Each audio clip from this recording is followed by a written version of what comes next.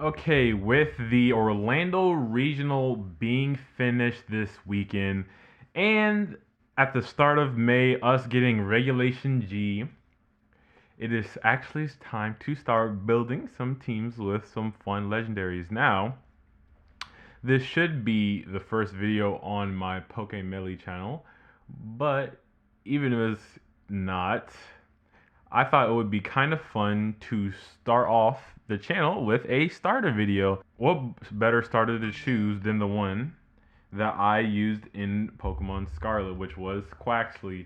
Now, I am a fan of Quaquaval. I like its hidden ability Moxie. Now, does this Pokemon leave a lot to be desired? Yes, it's not the fastest. It isn't the bulkiest. But it hits decently hard. And like I said, it gets the ability Moxie, so as long as we start getting some, knockouts, we can actually start doing some damage. And it has an amazing signature move as well. So, even though this Pokemon was even saw as the worst out of the three when back in Regulation A, I was like, hey, this could be an amazing time with the introduction of legendaries to start testing out some teams and just start throwing some stuff together, because at the end of the day, I kind of do want this channel mainly to be focused on, I guess, the team building aspect more than the gameplay itself. So for the most part, I'm going to be mainly breaking down videos of how I built teams and even the team building process in general. But I will have some gameplay as well. But all the yapping aside, let's start breaking down this team I created. For the first, the focal point, Quaquaval. Like I said, I really think for it to be even semi-usable in this format, you need Focus Sash. I feel like for the most part, at least I would say, for the most part, this Pokemon kind of needs Focus Sash. For the Terra type, I went with Water because you kind of want this Pokemon to just do as much damage as possible. So having a boost to its water attacks, which you're most likely going to be using in the first place, is very, very good. For the moveset, I have Aqua Style because it's a signature ability. And when I make these starter videos, I feel like I really want to use their signature abilities because, it's what makes them unique. And it's very fun as well. Also, Quaquaval has a really good signature ability with every time you use it, it raises Quaquaval's speed by 1 and it's 80 base power. So it's not, the weakest, but it's not nearly the strongest either. We have Close Combat because it's this second strongest stab move. And we also have Aqua Jet because priority is also always going to be amazing. And then Detect over Protect because, Detect is always better to avoid the imprison. And then for the spread, a lot of these spreads I decided to just go with the guest spreads. 252, 252 for the most part, especially in a for a sash set, I think is the most optimal for this Pokemon. I don't really, unless you run like, does this Pokemon get bulk up? It does. It does get bulk up. I don't know. Even if you ran bulk up, I don't really see it being worth it. But like this Pokemon has setup. You can probably run some setup builds in a different build, but like I said, I don't think the bulk is there enough for it to do that. So, like I said, I think Sash is just the most optimal. And yeah, that is the Quaquaval set. Now, I was like, hey, this is the first restricted format for Scarlet and Violet, and what other restricted would be better to pair with a water type than Kyogre? Because if you want your water types to start doing big damage, what other than the strongest water type probably to ever do it with its amazing ability Drizzle. And for this set, I feel like this is the most, I don't know if this is the most common, but I feel like this is the most optimal way to use it on this team. Because for the most part, I kind of want Quaquaval to be like either an in-game sweeper or like somebody who can just output really. I think Quaquaval is best used as an in-game sweeper. Once you get a lot of Pokemon low with spread attacks,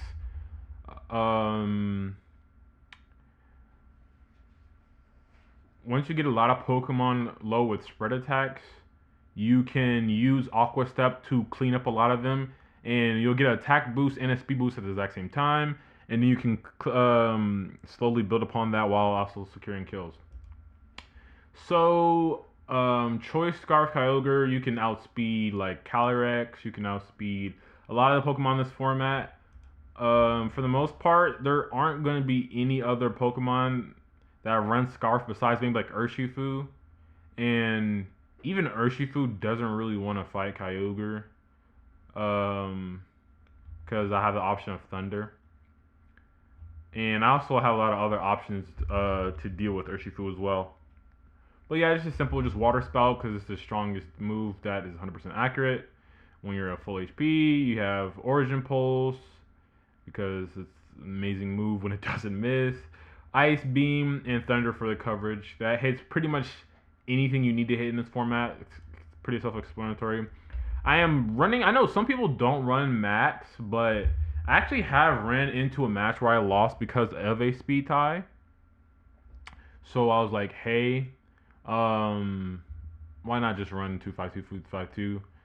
And for the most part, a lot of these sets I'm going to be running 252, 252 just because from Pikalytics, I couldn't get too many spreads because it hasn't updated for Regulation G yet because Regulation G technically hasn't started. That's why we're on Showdown. I didn't really want to play on a casual ladder, but I'm saving that for later. And then also, if you really just want to start off team building, I've been learning from people is that just using the guess spreads and using a simple spread and building off of it later is the best course of action. For a lot of these teams, I won't be really touching up on them because they're mainly just for fun and for like they're like for the ladder, not for like best of 3. So when I do build best of 3 teams, I'm probably gonna dive deeper into like unique spreads, but for now I'm just gonna do just the 252 for a majority of these mons. Keywords majority. But Whimsicott, the reason why I got Whimsicott instead of Tornadus because why don't you use Tornadus? Because you're gonna have Bleak Wind Storm in the rain. It's guaranteed to hit. Well, 1, I didn't want another electrical weakness, and 2, I thought it would be better because I have a large amount of special attackers on this team. So not only do I get the fake tiers to lower the defense for Pokemon that might not be knocked out with their special bulk, because there are a lot of especially bulky Pokemon in the format right now. But I also have Encore and Tailwind that's probably going to be the fastest out of any Prankster user because Whimsicott is in fact faster than the Tornadus. And Energy Ball just for... I realized there actually are a few annoying water types. And even ground, like there's a lot of stuff that the grass neutral hitting is just really good on. So I was like, probably get more value out of this than Moonblast. And then for Cobra Cloak, because you don't really want any of your stats getting dropped from like an Icy Wind or for like a Fake Out, this has helped me out so many times. Especially in a close team street, Cobra Cloak is amazing. And then Steel because it's quad weak to poison, so now I'm immune. And I'm also resisting Steel as well. Then we have Landorus because there's going to be a lot of annoying thunder attacks that you... Not thunder. There's going to be a lot of annoying electrical attacks that you don't want to deal with as a water type Pokemon. And what other Pokemon than one of the best special attackers out here right now, which is Landorus. Now, for Landorus, I did Steel Terra because I'm not really a big believer in Poison Terra anymore. I don't really feel like the poison damage is actually needed. Earth Power because it's his best move. Sludge Bomb for the coverage. Like, not a lot of Pokemon can resist Sludge Bomb and Earth Power. And then Sandsteel Storm because we are going to be in the rain a lot. So there are going to be opportunities I will be able to use the rain from Kyogre to use dual spread attacks and pick up a lot of KOs instantly. And of course Sheer Force Life Orb because that's just the go-to set. You're going to notice a lot of patterns in this. Like, I have a lot of special attackers and a lot of them have good spread attacks while also having good single hitting target attacks as well. Fluttermane because it's just Fluttermane, probably the best Pokemon Honestly, I'm pretty sure it is the best Pokemon of Scarlet and Violet. Ever since it's been legal, it's just been winning like regional after regional, even winning the current Orlando regional. And I don't. This Pokemon doesn't need an introduction. This is just the most. I think this is the most common bulkier spread that was on Pikalytics. And we used one of the normal set: Moonblast, Shadow Ball, Dazzling Gleam, Protect. For this one, I went Booster Energy Special Attack because, like I said, we just want to do as much damage for Quaquaval to come in at the end and start cleaning up some KOs. And without really needing the speed control, because I already have Whimsicott, I don't really need the speed booster. I really need the damage output. And then if we end up not wanting to deal the Tailwind Winder, we have Farigiraf. And I thought Farigiraf was a good Pokemon for this team, mainly because one, I want to use priority attacks with Whimsicott and Quaquaval potentially. So I don't want a Psychic Terrain from Indeedee to mess up with that. And then I didn't want another Pokemon that could be potentially weak to Poison or Fire if I can't put Kyogre in. So that's why I didn't want Serena. Also Ice. I also would have 3 Ice weaknesses that would have added Serena.